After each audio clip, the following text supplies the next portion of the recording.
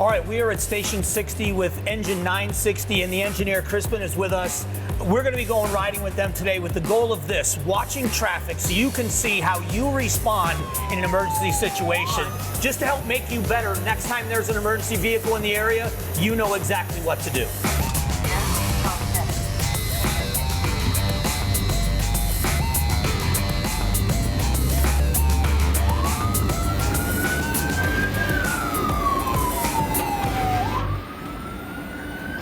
Ahead are you looking at these vehicles to see how they're going to respond to you? Oh, I have to make sure at 360 that every vehicle that's around me knows what I'm doing. I have to predict what they're going to do. Sometimes I have to go into incoming traffic, have to do things to get us to the scene faster, and I have to always do it in a manner that's safe. Kind of like this guy right here that was just on the line.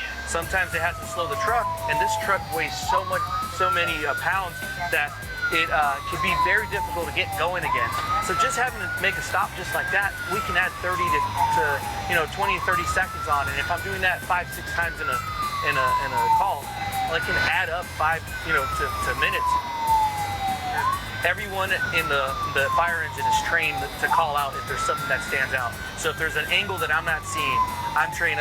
If someone calls it that there's a car coming from this direction, I have to immediately pick up on that. Well, on top of all of that, here we are crossing light rail. I didn't even think about the light rail tracks and watching out for those trains as well. Absolutely.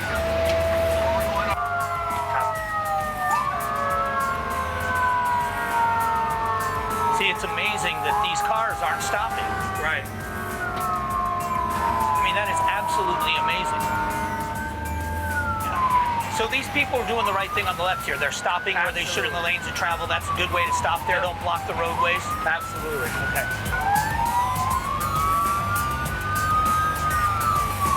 Sometimes I have to confirm that my lights are on. Yeah.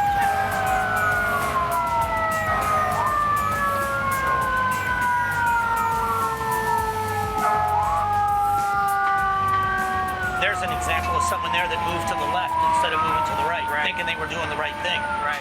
All right, we've been going out on these calls, and so I've got some scenarios I want you to help people with. Absolutely. One of them is this. Simple, everybody stopped at the light, left turn lane, here you come, light is red. How should everybody in this scenario respond? So what we don't want people to do is cross a red light if they're at a red intersection. So this person shouldn't try to get out of your way by running a red light. Absolutely not. What I want people to do is just stop, wait. If you can't proceed with caution, the light's red, just wait. As an engineer, I'm going to take the fire truck carefully into incoming traffic. I want everybody that can see the fire engine to stop, because now I'm coming in incoming traffic, and I'm going to go around and then get back into my lane of traffic and then continue on. Here's the other one that we witnessed. You came up to the intersection, and this was on this side, you were able to have access. And you had to make a U-turn. Absolutely, yep. You got here and stopped.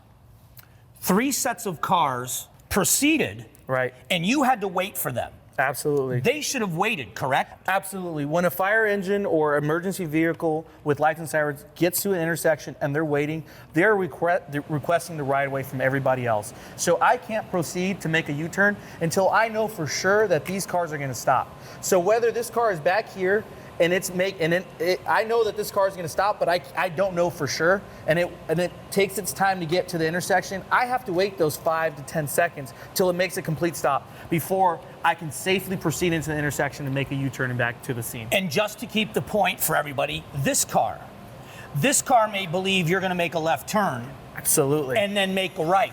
Absolutely. And what they've done is slowed you down again. Exactly. If they see an emergency vehicle with lights and sirens, the best thing you can do, if you can't pull forward to the right, just make a complete stop and give us that safely turn that we need.